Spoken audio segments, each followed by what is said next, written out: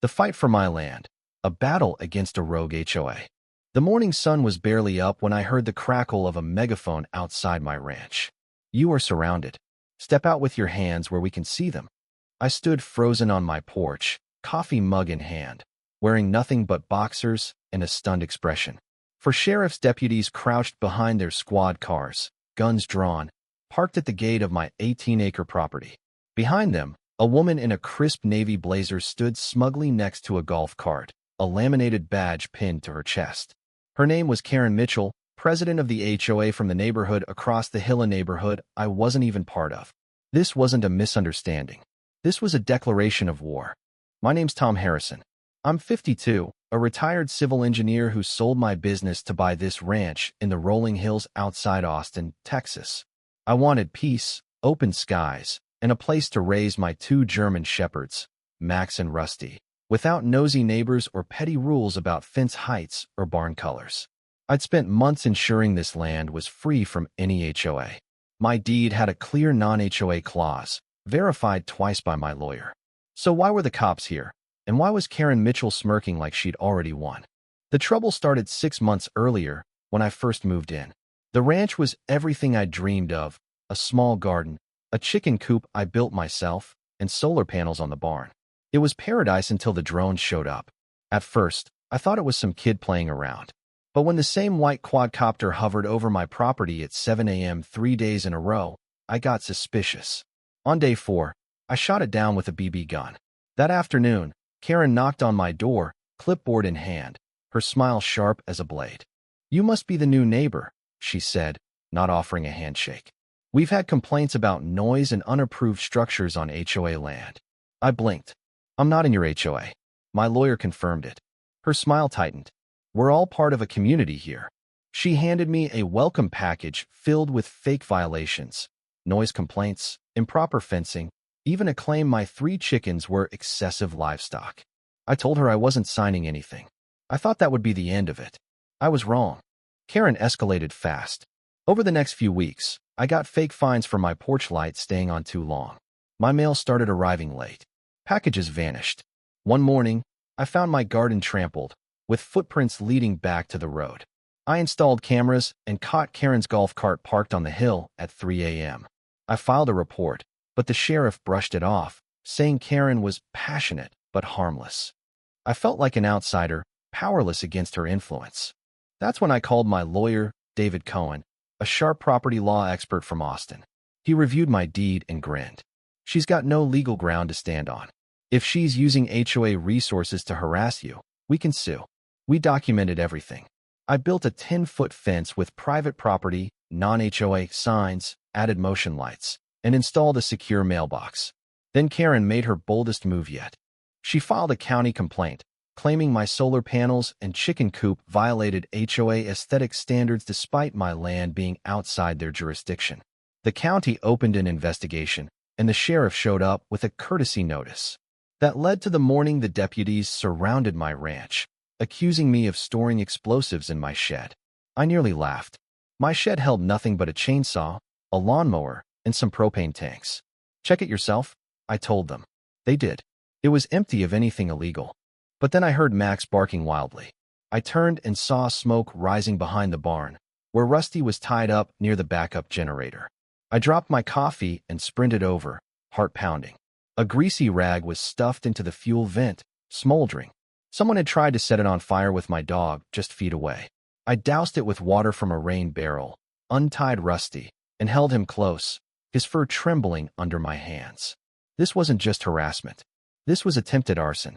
The deputies lowered their weapons, one emerging from the shed looking sheepish. "Just tools in there," he muttered. I glared at Karen.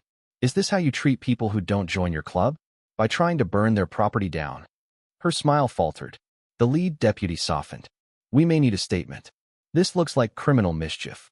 A fire marshal arrived, and Karen's story started unraveling. She claimed anonymous complaints led to the explosives tip, but no one bought it.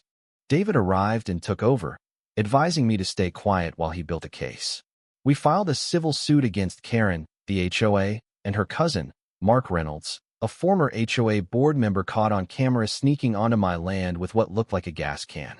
But the threats didn't stop. One night, I found a black box on my porch. Inside was a dead sparrow and a drone photo of my ranch, dated 2 nights earlier. A note read, "You should have stayed quiet."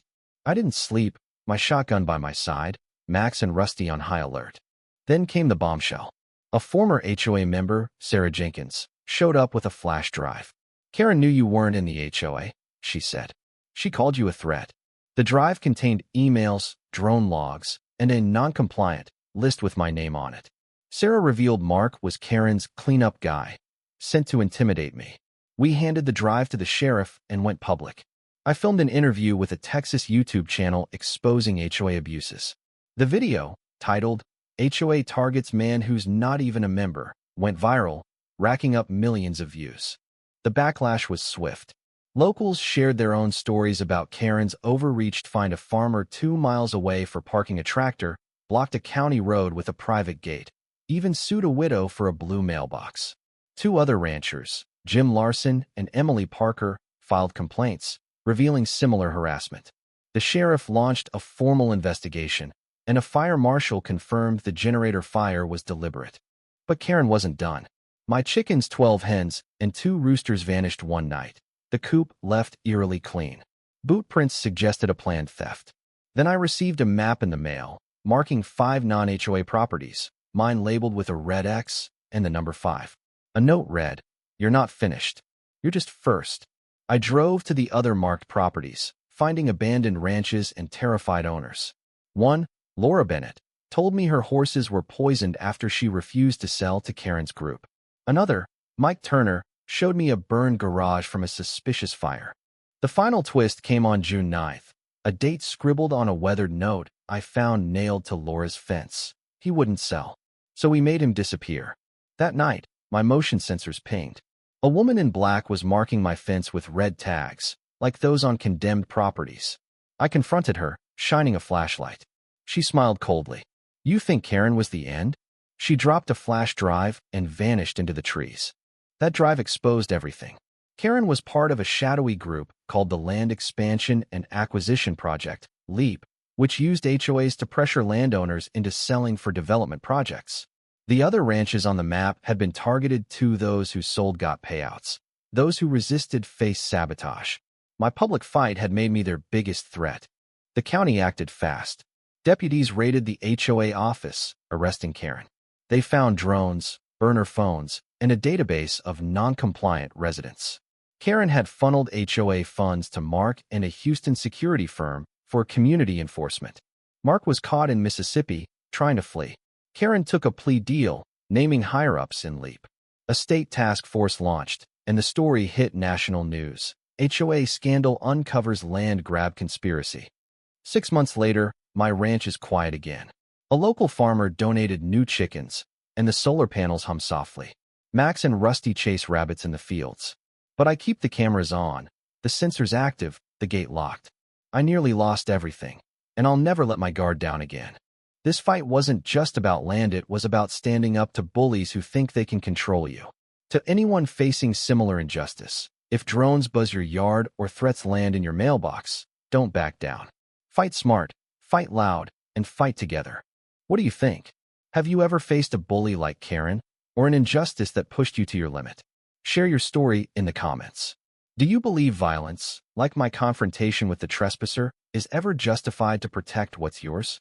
Or should we always trust the system to deliver justice? Take a stand, and let's debate it below. Your voice matters.